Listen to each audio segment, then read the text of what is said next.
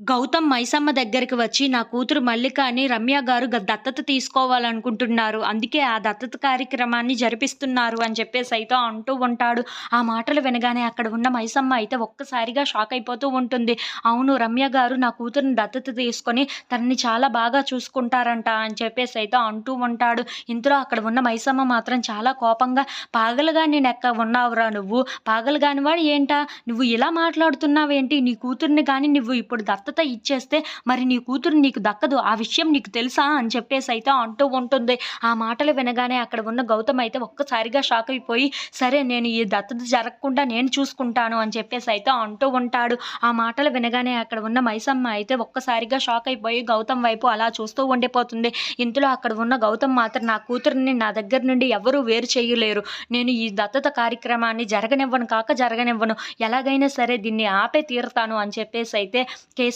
ఇంటికి బయలుదేరుతూ ఉంటాడు. ఇంతలో దత్తత కోసం అని చెప్పి మల్లికను అందంగా రెడీ చేస్తూ ఉంటుంది రమ్య. ఇంతలో అక్కడ ఉన్న మల్లిక కూడా చాలా సంతోషంగా ఆ దత్తత కార్యక్రమానికి బయలుదేరుతూ ఉంటుంది.